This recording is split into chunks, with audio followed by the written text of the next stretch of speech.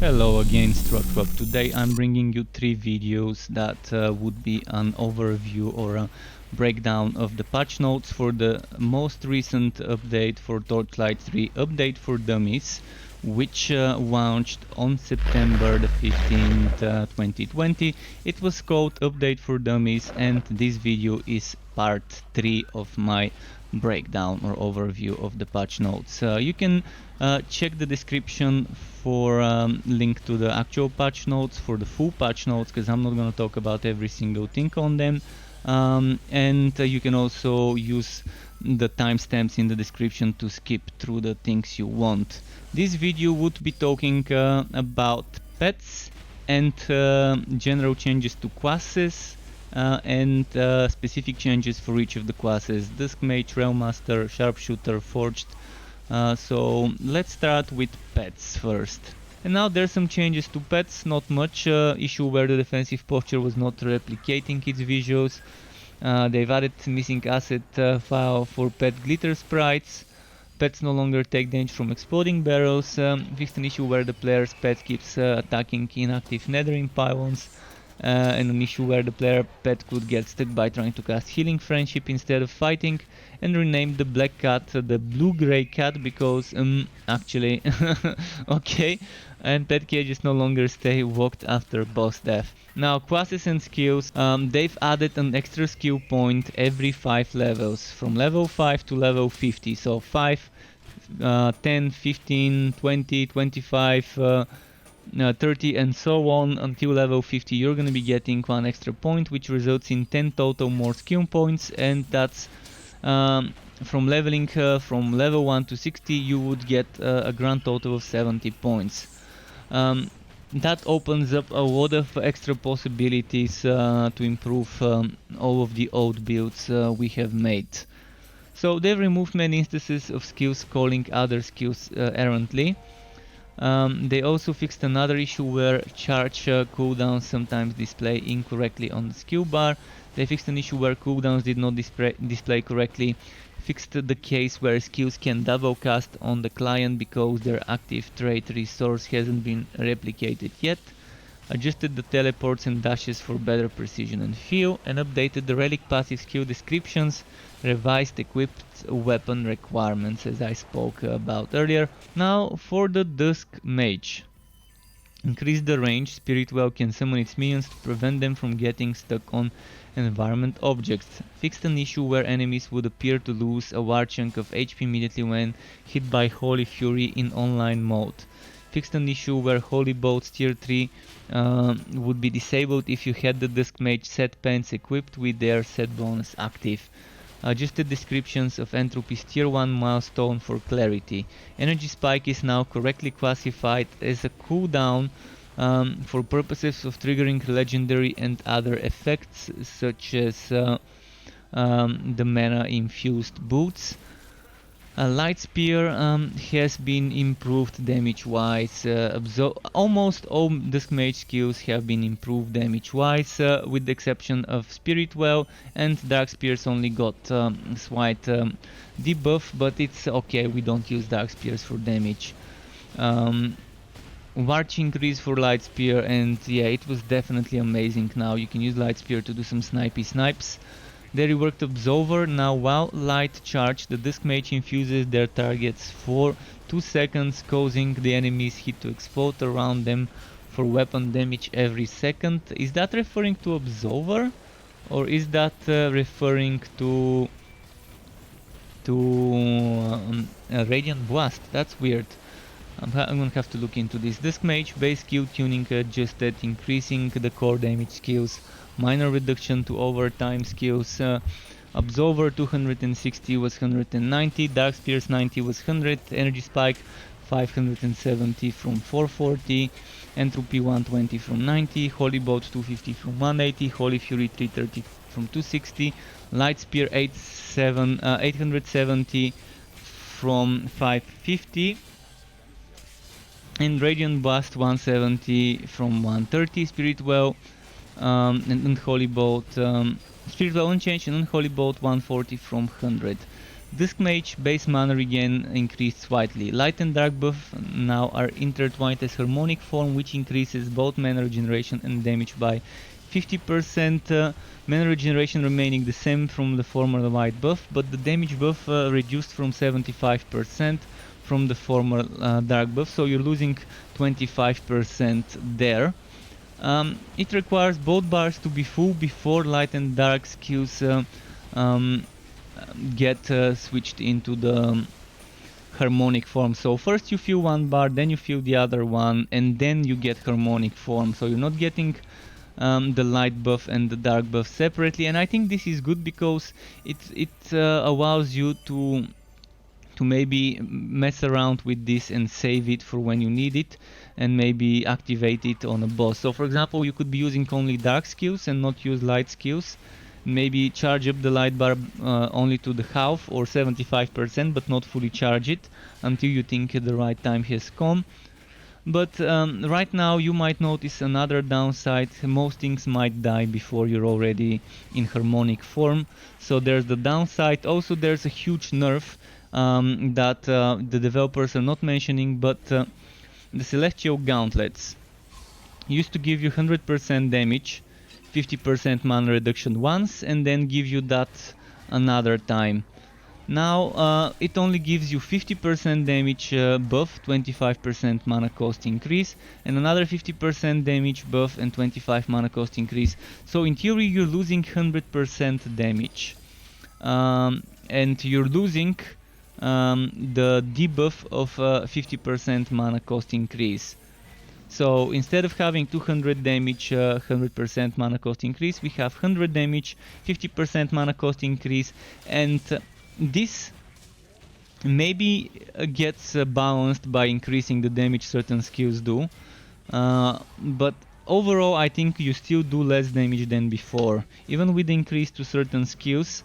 By losing that increase from the Celestial Gauntlets, you are actually losing DPS, but at least you're doing more DPS when you are not in harmonic form, so you don't have to be fully optimizing your mage builds and using the harmonic form and using the set item, the Celestial Gauntlets. Even if you don't have the Celestial Gauntlets with the set bonus, you're still gonna be doing at least a little bit more damage than before, so I guess that's their way of balancing things. What they say now is dark and light bars no longer decay, as the duality nature is now directly required. Light skills charge the light bar and dark skills charge the dark bar. The cross tree encouragement is already present by way of the dual bar requirement. One must include skills from both trees to make use of the buff, just as each buff required before they were combined.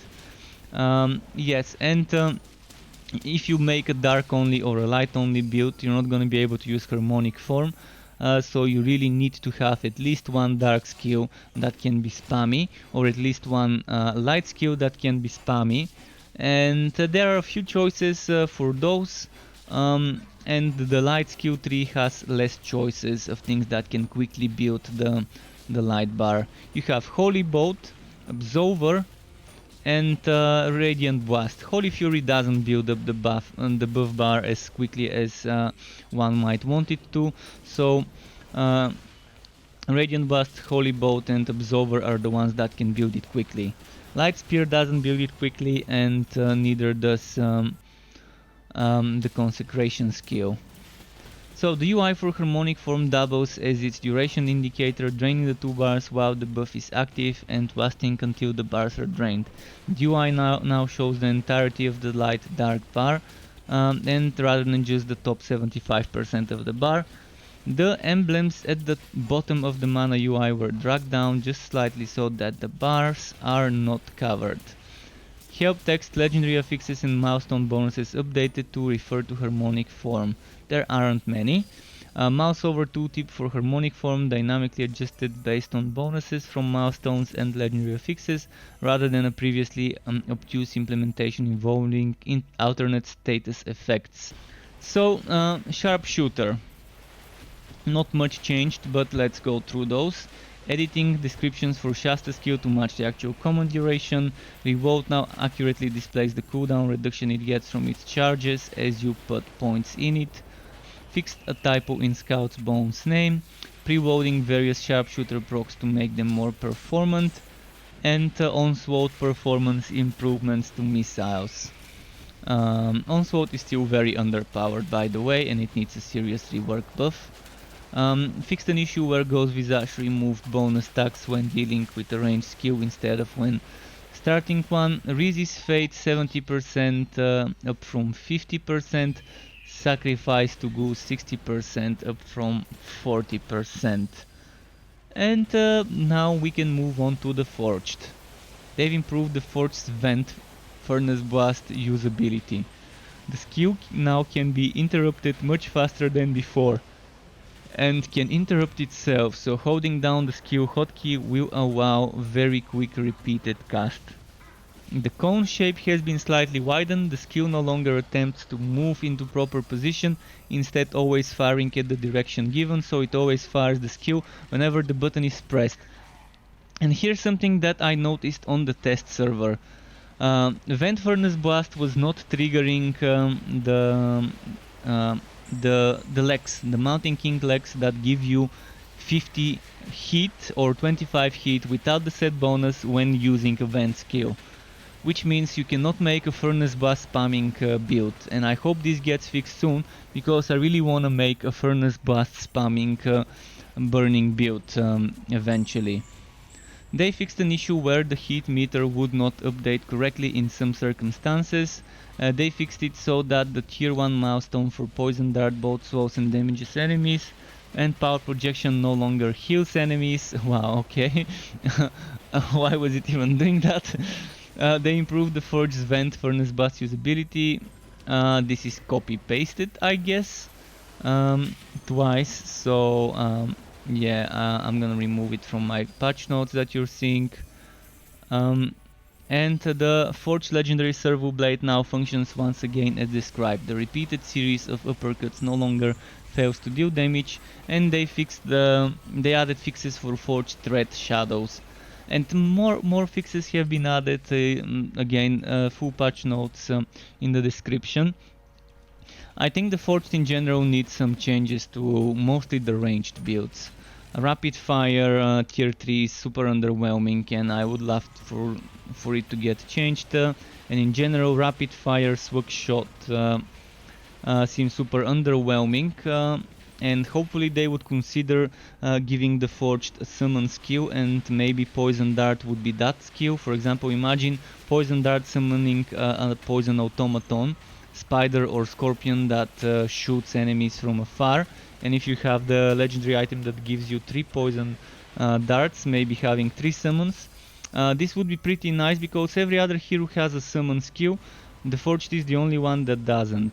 The only one that doesn't have one such skill, and it seems a little bit weird the way it is and underwhelming. And in general, the range Forged is very underpowered compared to other builds on the Forged and other classes. Let's go to Railmaster. They fixed issues where the Railmaster train cars could get horribly messed up. And there are still some issues with them, by the way. They upgraded Torque Swing 260% up from 210. I still don't like this skill, and I wish they would just make it a leap attack that you're just charging and then jumping and slamming on the ground. Because the Railmaster needs some sort of mobility skill other than Hammer Spin, the same way Dusk Mage and Sharpshooter have Blink. And the Dusk Mage has also Luminous Run and things like that. So it would be nice if we get something like that. Some sort of, I don't know, Torque Swing is one of the most underwhelming skills the way it works right now. Animation wise, effect wise, damage wise. I just think it really needs some serious loving and maybe a rework and replacing it with something else. But the charged leap attack would be amazing. They fixed an issue with Flamethrower and Shotgun Car's endurance bonus never deactivating. Flamethrower Car's active skill damage is now completely front-loaded, and no damage over time effect is applied with this skill. And they fixed the incorrect cooldown time displayed on Spike Drive. They fixed the text format in flamethrower car, shotgun car, shield car and mortar car, and changed the endurance degeneration from having the train out to be a drain effect instead of a negative regeneration, so it doesn't show up in the status panel. And this pretty much sums up all the skill changes. If you haven't watched parts 1 and 2 of this video series, you can check the links in the description and in the comment section, as well as the pop-up that YouTube should be showing you around this time on your screen. You can click those, and if you'd like to get notified when I upload more content, you could subscribe to my channel and hit that bell button to not miss out the notifications. Thanks for watching this video, struck up, keep it cool, and until next time, goodbye.